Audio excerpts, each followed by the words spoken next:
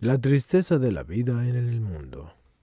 Después de esto vi otros espíritus malignos en la muchedumbre que mencioné antes, que proclamaban a grandes voces: ¿qué es lo que quiere ser el Dios que aborrecemos? Estos espíritus arrastran al hombre a la tristeza de la vida en el mundo, persuadiéndolo a marchitarse en la tristeza e incluso a sufrir por su existencia. Penas de la purificación de las almas de los que pecaron de tristeza de la vida en el mundo y la razón de su castigo. Así vi un lugar árido y falto de agua y lleno de gusanos y circundado por tinieblas, en el cual estaban las almas de los que mientras estaban en sus cuerpos en la vida se dejaron llevar por la tristeza de la vida en el mundo. Espíritus malignos empujaban aquí y allá las almas por todo aquel lugar con látigos de fuego diciendo: ¿por qué no pusiste tu confianza en tu Dios? En efecto, se encontraban en aquel lugar, porque no habían vivido con la alegría de las cosas celestes, sino que en la desesperación de las imperfecciones terrenales cayeron en la tristeza de la vida en el mundo. Soportaban el tormento de los gusanos porque habían vivido con la amargura de sus corazones, y padecían las tinieblas contrarias a Dios, puesto que con aquella actitud descuidaron la santidad verdadera que no disminuye, y fueron afligidos por los espíritus malvados, como se ha descrito, ya que enredados en estos males no confiaron en Dios. Y por el Espíritu viviente yo vi y entendí estas cosas. Cómo los hombres puedan rechazar la tristeza de la vida en el mundo. Y de nuevo yo escuché la voz de la luz viviente que me dijo: las penas que ves son verdaderas, son tal como las ves y aún más. Por tanto, los hombres que se manchan de la tristeza de la vida en el mundo, si quieren vencer a los espíritus malvados que los exhortan a esta actitud y desean evitar los castigos de este vicio, deben apartarse dedicándose a la vida del espíritu, y si son seglares, lleven un modo de vida espiritual, pero si son religiosos, mantengan más severamente de lo usual la observancia de la disciplina en su vida religiosa, y sométanse con frecuencia a las más humildes formas de obediencia, mediten y reconsideren con empeño las escrituras que pueden engendrar el gozo celeste, pero cumplan todo esto sin machacarse y bajo la dirección de su consejero espiritual. La tristeza de la vida en el mundo no tiene alegría por las cosas celestes y teme todo lo que sucede. La tristeza de la vida en el mundo no tiene alegría por las cosas celestes, se parece a un viento que no es útil como fuerza vital ni para secar, sino que simplemente dispersa todo lo que toca. No teniendo nada de recta estabilidad, dice: yo no sé qué es ni qué dice ser ese Dios. Y así, toda su vitalidad se seca porque no se vivifica con el soplo del Espíritu, por lo cual esta forma de tristeza se divide en diferentes partes, de modo que sólo amontona en sí lo triste, no encuentra ninguna alegría y no vuelve a llamar al amigo con alegría, y no apacigua al enemigo. Y cuando ha amontonado tristeza sobre tristeza, se esconde como una culebra en la madriguera de la aflicción, ya que teme a todos los que le pasan cerca. Con esto, y de esta manera, en este comportamiento, se parece a la muerte, porque no anhela las cosas del cielo, ni tampoco confía en el mundo. Y por este motivo, mi celo se abatirá sobre ella, tal como está escrito. Palabras de David. Has saltado fuego de mi ira, que quemará hasta las honduras del infierno. Deuteronomio 32, versículo 22.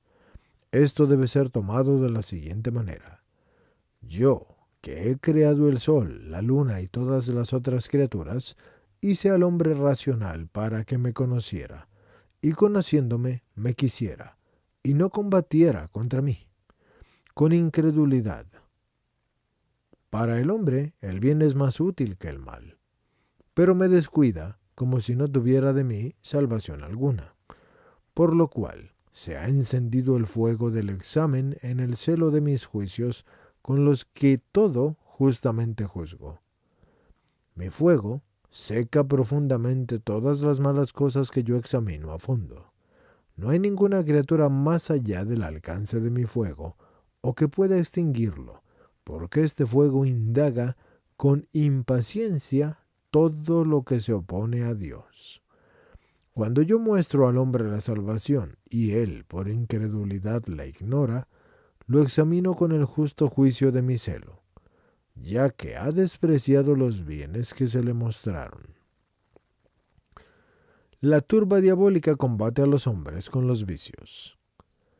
Así combate a los hombres la turba diabólica con vicios de este género, como se ha dicho, para perjudicarles en todos los lugares y en todos los elementos y en todas sus obras.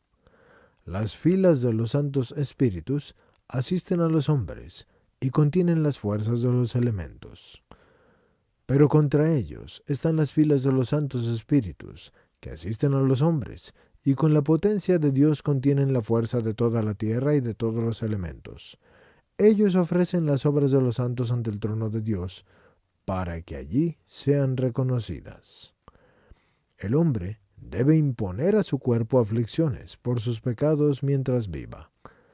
Mientras el hombre viva en el mundo, puede obrar el bien y el mal, y por tanto puede imponer a su cuerpo aflicciones por sus pecados, según la indicación de su consejero espiritual, para que así, purificado de la suciedad de sus pecados, no tenga que incurrir en la amargura de las penas, sino que descubra la dulzura de la verdadera vida.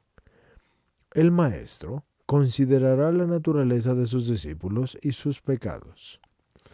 Así se ha dicho, el maestro considerará la fuerza y la debilidad de las almas, la naturaleza de sus discípulos y la condición de sus pecados, e incluso observará con qué intención han sido cometidos, y en cada penitente considerará según su naturaleza y según la entidad del pecado y según la medida del arrepentimiento. El maestro debe ser flagelo para los duros y los ásperos, y hablar con dulzura a los buenos. El maestro vea cómo ha de tener en la mano la vara de la corrección para castigar a sus discípulos, y sea siempre flagelo para los duros y los ásperos, ya que si por algún motivo les permitiera actuar solo según su voluntad, se volverían completamente rebeldes y podrían entregarlo a la muerte si pudieran. Sin embargo, a los que brillan con un poco de luz, les hablará con dulzura porque, si quisiera dirigirles con aspereza, se apagarían completamente y se pondrían peores que al principio. El maestro, según el ejemplo de Jacob y de Esaú, debe atraer a los de buenos sentimientos y corregir ásperamente a los de malos sentimientos. El maestro tiene que saber discernir dos formas de actuar, la suavidad de Jacob y la aspereza de Esaú. Jacob cometió algunos errores, pero tuvo buenos sentimientos. En cambio, Esaú cometió errores y los hizo con malos sentimientos. Y Dios quiso a Jacob por su buena voluntad y rechazó a Esaú por su mala voluntad. Así sea también el maestro, y atraiga al que comete errores con buenos sentimientos, pero corrija ásperamente a quien se equivoca con malos sentimientos, para que no incurra en peores males, a cualquiera que haya cometido errores con graves consecuencias. Si quisiera hacer penitencia, ofrézcale ayuda y mírele las heridas y considere qué tipo de cuidado debe aplicarse. Pero si se da cuenta de que ha descuidado el tratamiento, entonces que haga penitencia con celo. El maestro que se encarniza con sus discípulos buenos y justos se parece a los judíos. El que aflige a los inocentes es como un lobo, y el que disimula la maldad de los que pecan es como un ladrón. Pero el maestro que se encarniza con dureza injusta sobre sus discípulos buenos y justos es parecido a los judíos que lapidaron a Esteban. El que aflige a los santos e inocentes y les sustrae sus buenas obras depredándolos injustamente es como un lobo, y el que acuerda un pacto con delincuentes vanidosos y depravados y oculta su compañía se parece a un ladrón. Por eso, debe ser reprendido por los creyentes para que no disperse el rebaño de Dios. Un maestro bueno, sin embargo, debiera parecer un ojo vigilante durante el día y una guardia cuidadosa durante la noche para cualquier discípulo que peque. Elogie con la cítara a los que obran bien, y alégrese con sus discípulos buenos y óptimos. Los buenos maestros se parecen al aire puro. Los maestros buenos se parecen al aire puro. Gobiernan a sus discípulos con discreción y con justa corrección. Los buenos discípulos tienen que ser un carro para sus maestros. Los discípulos que están adornados de buena sumisión, como el oro, y de buenas obras, como gemas, parecen un carro para su maestro, tal como los planetas asisten al sol. En ellos se ve la validez de los consejos del maestro, pues todo el conjunto de sus obras portan estos consejos como si fuesen un carro, tal como los planetas están al servicio del sol. La obra que el hombre dirige a Dios refulgirá en las regiones celestiales. La que dirige al diablo la manifestarán en las penas. El hombre dirige hacia Dios las obras que realiza, ya que la obra del hombre que tiende a Dios refulgirá en las regiones celestes, mientras que las que se dirigen al diablo se manifestarán en las penas. Dios, en efecto, creó al hombre y le sometió las demás criaturas para que trabajara con ellas, de modo que sus buenas obras no fueran destruidas y las malas fueran borradas por medio de una clara penitencia. Cuando el hombre vende un poco de su propiedad y adquiere una perla preciosa, la pone en su seno. Así su penitencia siempre resplandecerá en la presencia de Dios y será una fuente de confusión para la serpiente engañosa. Cuando el hombre confiesa sus pecados, muestra a la Santa Trinidad. Si un hombre manifiesta sus pecados a Dios por el oído de un sacerdote, recuerda la obra del Espíritu Santo que ha hecho con su fuerza que las aguas corrieran y lavaran todas las suciedades. Es apropiado, pues, que también Dios limpie los pecados con el agua. El hombre que se reconoce culpable de su pecado muestra a la Santa Trinidad, al Padre en la penitencia, al Hijo encarnado en la confesión, y al Espíritu Santo en el sudor de la vergüenza. Tal como Dios es alabado por los ángeles, así tiene que ser alabado por el hombre. Dios es alabado por los ángeles que cantan y que tocan las cítaras y las sinfonías y todas las voces de alabanza, ya que esta es su tarea. Y en esta alabanza se reconocen las obras de Dios. Así también tiene que alabarlo el hombre, ya que también él se manifiesta en dos aspectos, es decir, alaba a Dios y muestra en sí las buenas obras. Con la alabanza del hombre se conoce a Dios, y por las buenas obras se observan en el hombre los milagros de Dios. En efecto, el hombre es angélico por la alabanza y es hombre por las santas obras. Es la obra suprema de Dios, puesto que con la alabanza y con las obras se cumplen en él todos los milagros de Dios. Las acciones santas de los vivos socorren a las almas que viven en la memoria de la suprema beatitud. Las oraciones, las limosnas y otras acciones santas de los vivos socorren a las almas que no están olvidadas, sino que viven en la memoria de la suprema beatitud, y traen el remedio que lleva a la salvación de las almas que todavía se encuentran en las penas de la purificación. Las penas de la purificación liberan a las almas el paraíso terrenal y será para las almas purificadas, y la luz celeste será para las que son santificadas ya. Por la fortísima potencia de la divinidad que absuelve los pecados y que expolió el infierno, las almas se colocan para la purificación en determinados elementos. A las almas purificadas y despojadas de las penas pronto se les da el paraíso terrenal y la luz celeste, que el hombre no puede fijar ni discernir.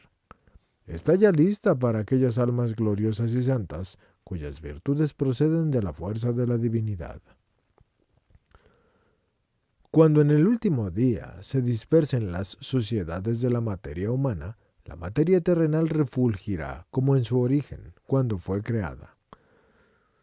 Y cuando la materia terrenal haya cumplido su curso, entonces también se dispersarán las suciedades que se coagularon con la caída de Adán, y luego la tierra refulgirá como en su origen, cuando fue creada.